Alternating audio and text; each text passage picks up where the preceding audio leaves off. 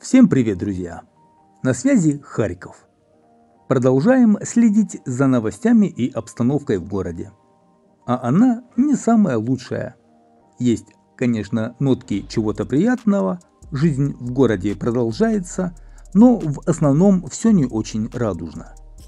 Ежедневно город подвергается обстрелам, довольно мощным, прилетает по жилой застройке, по частному сектору, по учебным заведениям.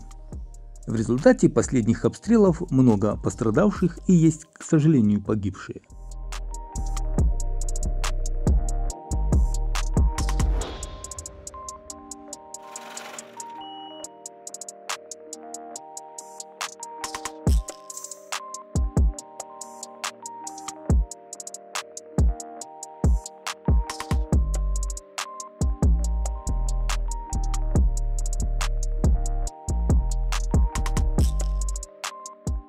Вы сейчас видите последствия прилетов по городу, по разным районам, разрушения, вызванные этими прилетами.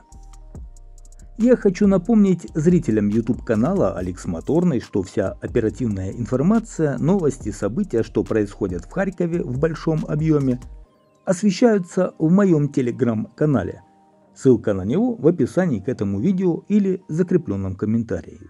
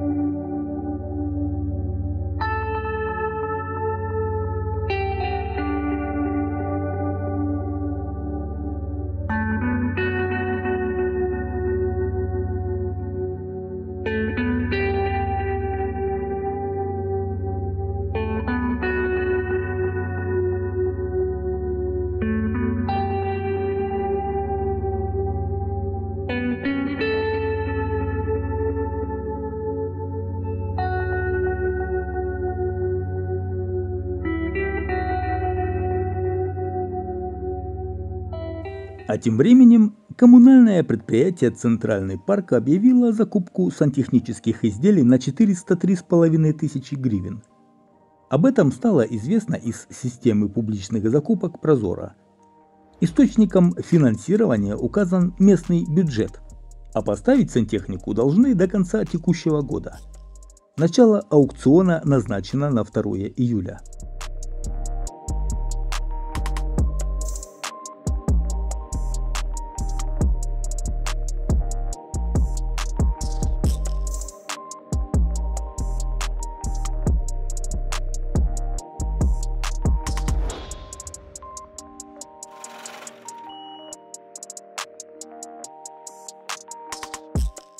А действительно, зачем в центральном парке города бомбоубежища? Чем построить их, лучше потратить на сантехнику для туалета.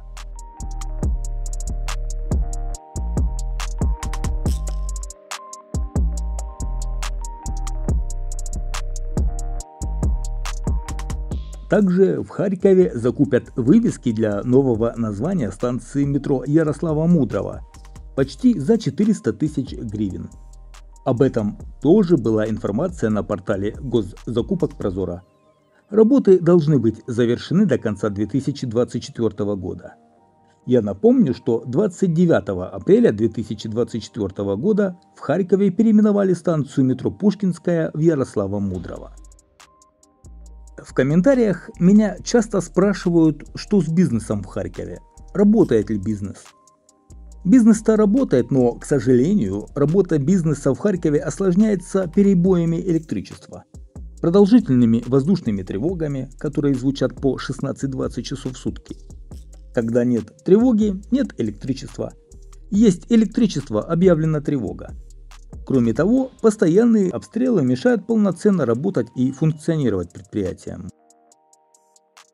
Раз мы затронули тему электроснабжения, в Харькове и области, как и в других регионах Украины, продолжаются отключения света.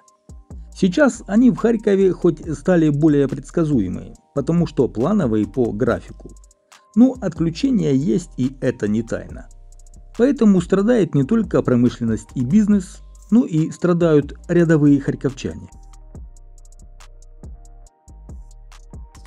В предыдущих видео на канале мы не раз касались темы декоммунизации в Харькове. В прошлом видео тема была про декоммунизацию памятника воину-освободителю возле станции метро 23 августа. Не прошла она стороной и мимо мемориала славы в лесопарке. Там демонтировали изображения советских звезд на 3 стелах, которые находятся на главной аллее к монументу Родина-Мать. А еще в Харькове появилась улица Степана Бандеры, пока что неофициально. Правый сектор повесил первую мемориальную доску на улице Академика Павлова. Активисты призывают власти принять правильное решение и переименовать улицу Академика Павлова в честь Степана Бандеры. Улицу пока не переименовали, но могут.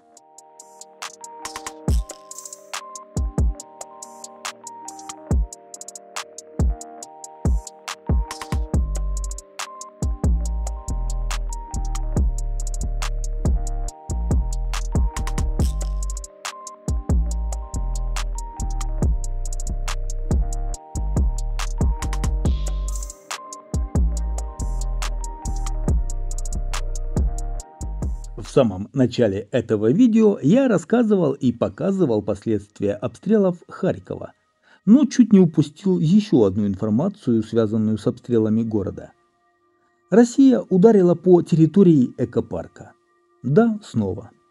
Александр Фельдман, основатель экопарка, прокомментировал ситуацию так.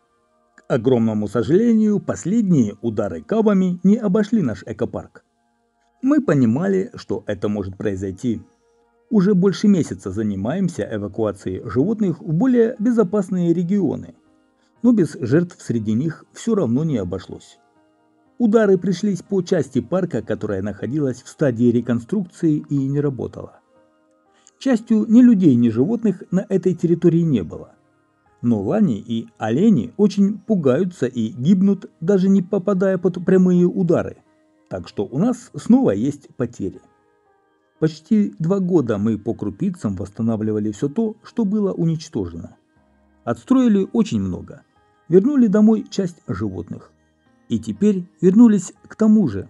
Вывозим питомцев и подсчитываем потери. Это ужасно тяжело.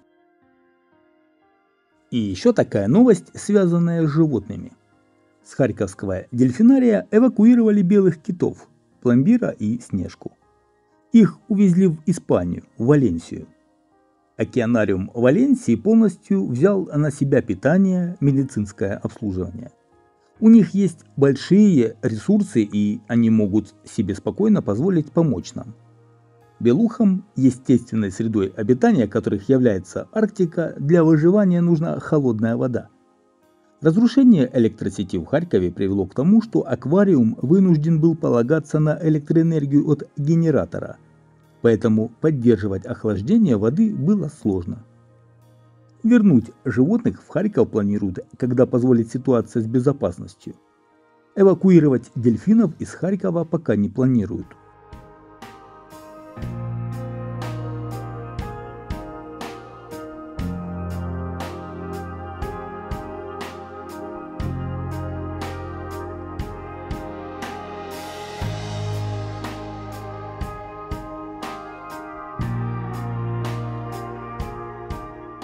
А мы продолжаем следить за событиями в Харькове, за обстановкой в нашем городе в наших следующих выпусках на нашем YouTube-канале Алекс Моторный или в нашем Telegram-канале. Здесь самая подробная информация о том, что происходит в городе Харькове. Благодарю всех за внимание. До новых встреч на канале.